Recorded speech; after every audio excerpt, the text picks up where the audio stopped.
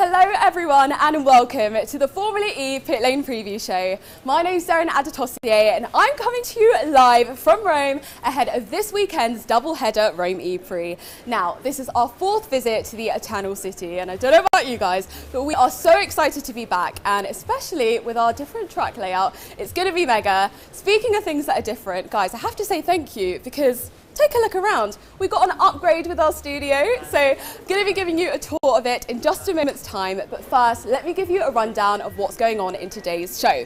Firstly, we'll be chatting with Tag Heuer Porsche's Pascal Wehrlein, who won last time out in Mexico City. So let's see how he's feeling ahead of this weekend's E-Prix.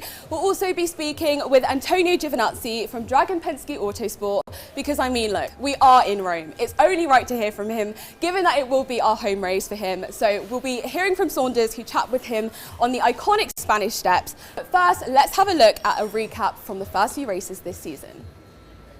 It's a spectacular way to start the season under the lights in Diriyah. Let's go to work. Let's do this. All 5 lights are on. And we go green in Diriyah. Very good start from Van Dorn, and De Vries has got away well too. Mercedes EQ, 1-2 straight away. Van Fritz just smashed me clean off the track. I think he missed As it. Van Dorn just missed attack mode from the lead of the race. Lotterer covers the inside. Dennis tries to send in the dummy, and Lotterer covers the inside. Talk about racing room, mate. Through the final corner comes Nick De Vries. It's a Mercedes 1-2 in the opening race of the season. The reigning champion wins again. Well done, mate. Top job. Under the lights in the desert, we're about to race again in the second round of the ABD FIA Formula E World Championship. Final car's in position. And we go green in Diriyah. It's a good start from De Vries. Freins has got away okay, but Mortara's done a decent job in the black Venturi in the middle. Take attack mode this lap. Here comes Lucas de Grassi. De Grassi goes to the outside to try and take the lead of the E-Prix. Contact! And there's more! And de Grassi leads! And here comes Mortara for the lead. And he goes to the inside. Eduardo Mortara hits the lead of the race. Safety car deployed, safety car. And through the final corner comes Eduardo Mortara, and he wins the second race in Diriyah. Woohoo! Double podium. Good job, guys. Good job. Eduardo Mortara is the championship leader, while Pascal Wehrlein is looking for his first victory. And we go green in Mexico City after a long hold. Mortara gets away pretty well. So does Jean-Eric Verne. Mortara almost gets it. 26,000 fans watching Van Dorn get ahead of Gunther. Here comes Mortara. He goes for it. Mortara in the Venturi takes the lead of the Mexico City E-Prix. 30,000 fans on their feet as Wehrlein gets back into the lead. Okay, Pascal, just eyes ahead. Don't worry about the car behind. Lotterer sends it to Porsche 1-2. It's a historic day for Porsche as they take their first Formula E win with a 1-2 in Mexico. Wehrlein wins, Lotterer second. Yeah, boy. Good job. Good job. Good job. Good job. 1-2. Demonstration. Demonstration. Wehrlein launches himself up into third place in the standings, 13 points behind Eduardo Mortara. Winning in Mexico was great, obviously with all the history we had there last year, missing the race win, and also I think 3 years ago missing the win on or leading the race until the final corner. So yeah, finally achieved it this year, and yeah, for us as a team it was great. My first win, but also for the team the first win. So yeah, beautiful and perfect weekend for us. Our target is to fight for the championship. We've always said that, and me personally, I always want to win. I want to win races, I want to win championships.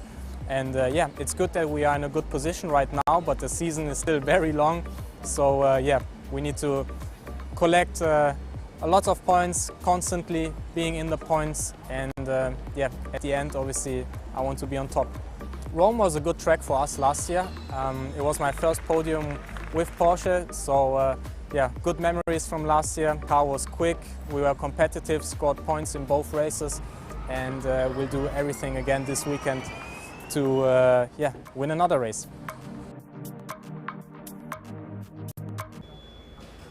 Gosh, what a season it has been. Each race has had a different winner, including Pascal Wehrlein, who, from the looks of it, is in fact looking pretty confident ahead of this weekend. But someone else who I have no doubts will be is Antonio Giovinazzi, who Saunders caught up with on the steps of the iconic Spanish steps in Rome. Buongiorno Antonio, come stai? Bene, grazie. Buongiorno, buongiorno. Unfortunately, I'm going to change back to English now because that is the full extent of my Italian. That was a good one, man. It was a good one. Good stuff. We're in Rome, Italy, you know, your home country. We know that you've raced in Italy plenty of times before, but have you ever raced in the city? Never. First time. It will be first time, and actually the closest, you know, track, I would say, to my town where I grew up, you know, is only like 400 kilometers. So yeah, it would be good to have also, you know, my family, my friends from there, and it would be a great weekend. You know, racing Rome. Then you know it's a special city, a nice background, and in a street track, so in the middle of the city. So yeah, it would be really cool. And the track itself, like, we often hear drivers refer to it as one of their favourites in the calendar. From the work you've done in the sim so far, can you see why? Why? Because first of all, it's really hard. You know, it's of course it's a street track, but then you have a lot of high-speed corner, then a slow-speed corner, but really narrow as well, and really bump. You know, a lot of bumps there, so it makes your life much more difficult. But yeah, it looked really hard and really nice to drive. So I can't wait to jump into the car and drive in reality. Awesome. Now we know Italians are passionate motorsport fans, so the idea of racing in a city where you're kind of closer than ever with the fans, is that a really exciting prospect for you? Yeah, you know, and first of all, you know, after 2 years with the COVID situation, you know, finally we can have back fans in the grandstand, you know, 100% of capacity, and it would be good, you know, like you say, for sure Italians love this sport. And when you race in the middle of the city, it's much more easy to, you know, get closer to the driver, getting closer to the track, and it will be for sure, I'm sure, a good event. So we're a few races into the season now. This is the fourth race. How are you feeling? How's it been going so far? I mean, it's a challenging sport to adapt to, isn't it? It's really hard. You know, I was expecting to be not easy at all. You know, just because I'm feel like starting from zero again. You know, it's a car that. I never feel similar in the past, you know, it's just everything, you know, the tires, the sound is not there, you know, it's not downforce. Also the format of the championship is quite hard, you know, everything is one day. So, you know, it's difficult. You have also really good drivers there with a lot of experience. So yeah, just struggle a little bit, but I'm confident and I'm happy of the step I did since race 1 to race 2. Now, for sure, you know, we had 2 months of stop, but you know, a lot of work in the sim, and see what we can do here. For sure, the main target is to still improving race by race, and you know, as soon as I will feel comfortable with everything, I will have the main goal of the season. I bet Mexico was interesting because as a circuit, it's, you know, 2/3 of the way to the Formula 1 track, but the car is so incredibly different. Was it like you were racing on a different circuit in that car? Yeah, it feels so different. You know, downforce is not there, and you know, it's the strange things that you arrive slower, but then you need to brake early than what I was expecting. So yeah, just everything different. Plus, you know, the main fix for me is the race. You know, to save energy, you know, in the beginning of the race. You know, if you over push and you consume more, then for the end of the race is not ideal. So yeah, just so many things that I need to adapt myself, but it keeps me really motivated, and this I think is the main things. Sure. And then obviously there's things like, you must have experienced it in Mexico, driving through that Forest section, and you can actually hear the fans behind the wheel. Yeah, because it's not sound there from the car, so you can hear really. And Mexico was a good place, you know, it was full of fans, full of people, and was you know, I really had a lot of fun there. It was a lot of support that I didn't expect for myself. So yeah, just really cool, and yeah, waiting for Rome, you know, for this weekend. It will be for sure good, a lot of support for myself. So yeah, looking forward. Excellent, looking forward to the action. All the best, man. Thank you very much. Well, we are now joined by Saunders CB. Saunders, firstly, great to have you here. And let's just say we've missed you. Oh, that's very kind of you. It's amazing to be back. Yeah? I'm so excited to get straight back into Formula E. I mean, we've got great races ahead of us. It's awesome to be here, it really is. Fantastic. And that was a lovely chat you had with Antonio. How lovely is he? He's a true gent, honestly. Like, it's good to catch up with him at this point because, you know, 3 races to sort of try and get up to speed with Formula E, and I think it's really easy to forget how difficult that is. Coming from other categories, from other championships, it is no easy feat to get into a Formula E car and expect results. So for him to be, where he is, he's learning every race. I think he's getting in a really good place.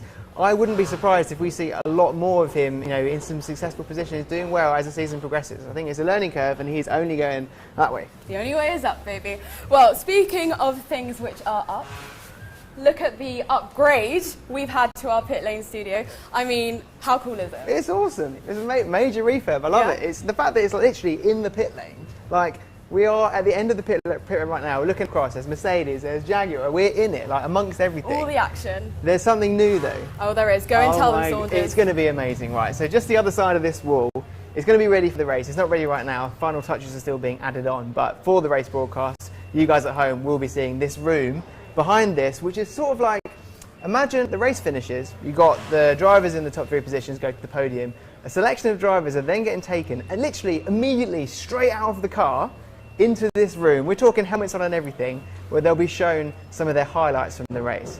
Now that could go one of 2 ways. Either way. You know which way I want it to go, right? The drama, the action. Someone's crashed into someone. Why did you do that? Exactly. Yeah. I mean, you've got that side. You could also have, that was a great overtake, fair play, man, good work. But we know Formula E, it's half this, there's a lot of elbow rubbing. It's going to be interesting to see how their immediate reaction is. Yeah. The positive thing, though, is the drivers are well up for it. We're not forcing them to do this. They're up for it. They're excited about the prospect, and it should make for amazing viewing for you guys at home. Fantastic. I mean, let's all agree, though, we do want the drama. And Saunders, whilst you were chatting with Antonio, you got to explore Rome a bit, which I'm very jealous about. I haven't had that opportunity yet. Tell us, what has Rome been like? I love coming here. Yeah. Like, Rome is such an incredible city. It just oozes history. Like, for me, it's, well, not just for me, but it's like the birthplace of civilization. They call it the Eternal City for a reason. Great landmarks, great people, great food.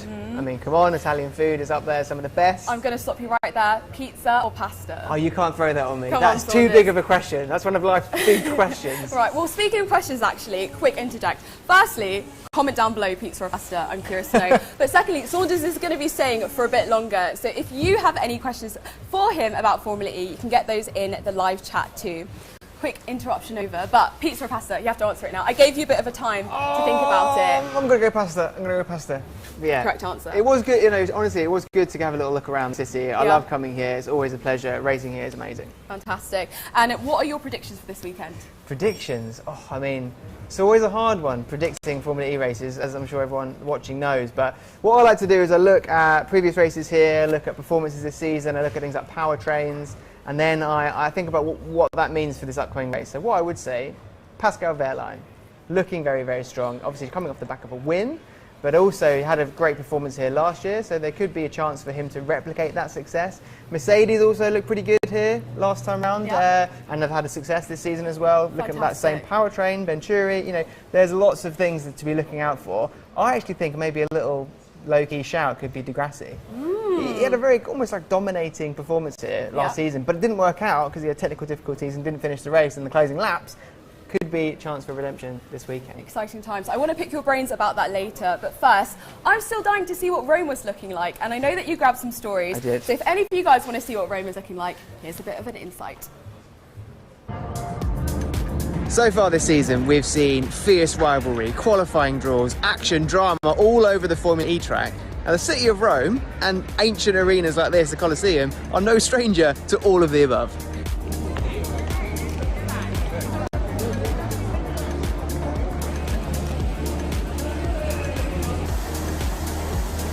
So the story goes, toss a coin over your shoulder and that means you will return to the Eternal City. Thankfully I've been doing it for the last few years and it seems to be working.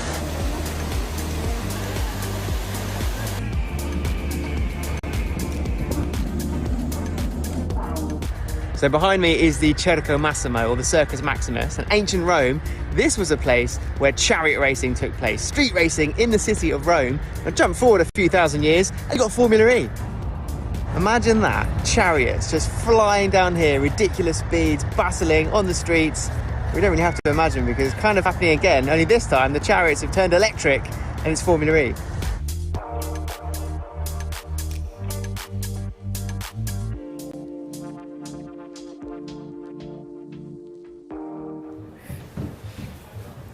Well, if you want to see more of that Rome action, you can head over to our socials at FIA Formula E. You'll see his face, you'll see my face. I mean, it's a great place over on there. But Saunders, how amazing is it to be racing in Rome? It's amazing. On any city circuit is always a treat, but Rome is special, and there's obviously reasons why a lot of the grid say it's their favourite race on the calendar.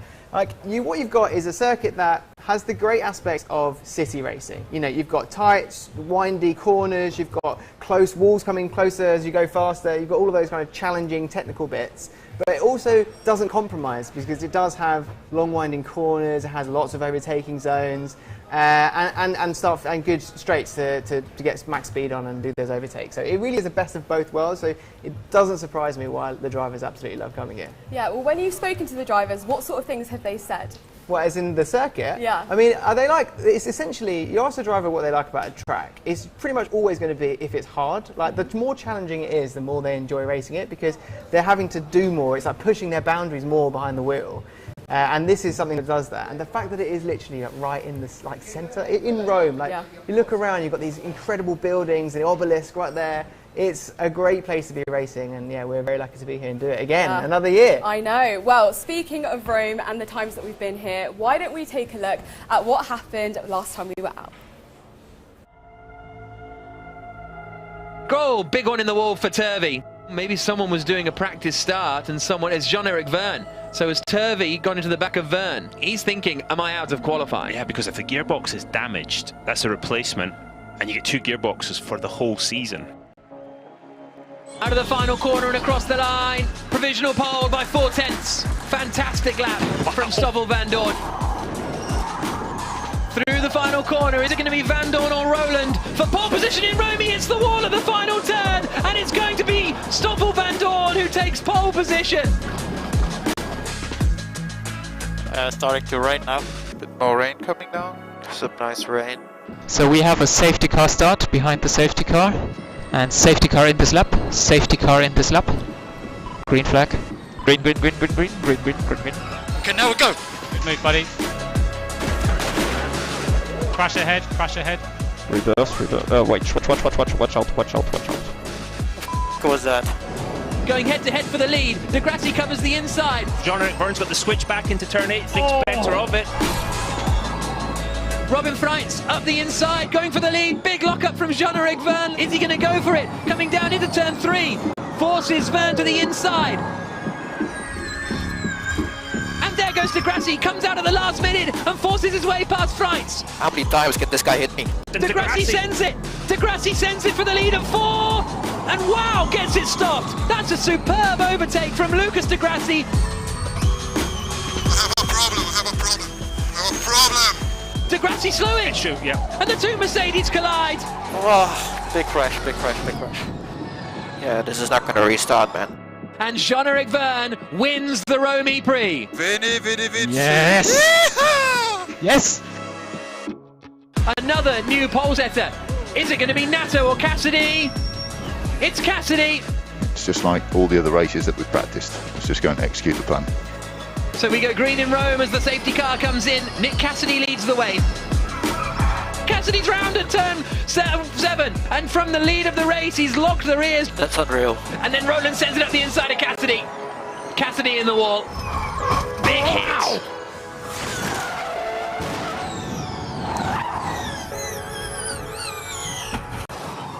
De Vries, Bird and Rowland wiped out. What the f is that? And Stoffel Vandoorne wins the Rome Prix. He won. Great job. Redemption. Watching that has made me very excited for the action to start. Absolutely. I mean, I'm buzzing. Yeah. I'm so excited. Do you know what else is buzzing? My phone. Everyone's popping off with the pasta or pizza. Fair to say that pasta is winning. Is Picked it? the right thing. Is yeah. it? Okay, Pasta is good to winning. But maybe some more Formula E questions. Thanks for sending them in, guys. So I'm going to start off by asking, all right, Saunders, Hank has said, who have you voted for with Van Boos? Oh, Can you Hank, even say how that? have you done me like that? I have to be impartial. I actually got a secret hack where I can vote for everyone, but you don't have that hack, but you can vote. Obviously, go to FIAFormula.com/fanboost to have your vote. It actually changes the race. You should do it. Get involved. That was a nice plug, Saunders. Danielle has asked, what is the atmosphere like in Rome?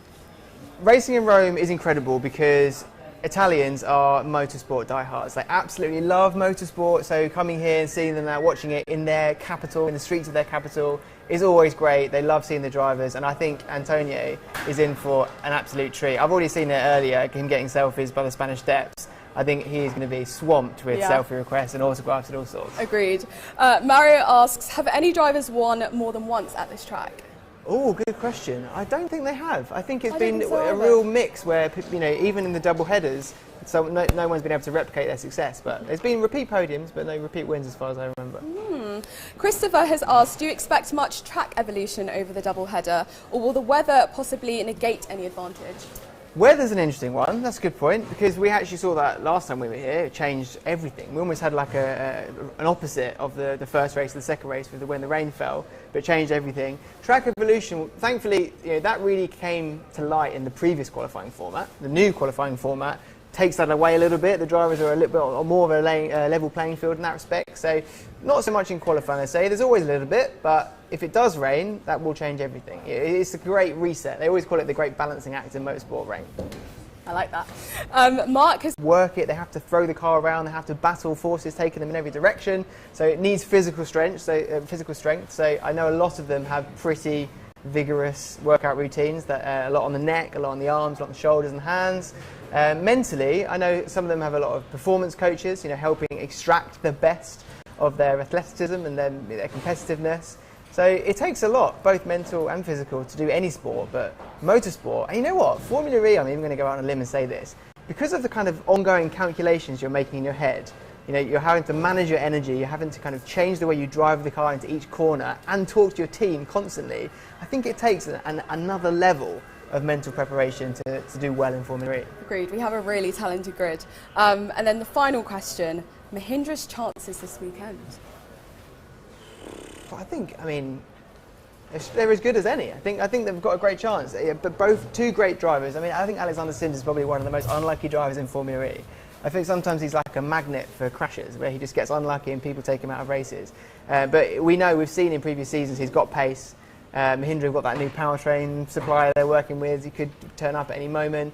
And of course, you know, you've got Oliver Rowland as well, who's just a pace merchant. Yeah. The guy's got, you know, the fastest laps and pole positions whenever he wants them. So I think if they can get through those duels and get into the final stages of qualifying, start the race in a good position, it's as good a chance as any. Love it. Some fabulous insights there, Saunders. It's been great having you on the show. Thank you very much. Thank you very much. It's now time for you to leave, however, because we have another epic Formula E race weekend ahead of us. It's the same season, but there's no turning back. All roads lead to race 4, Rome, where fabled history meets the electric future.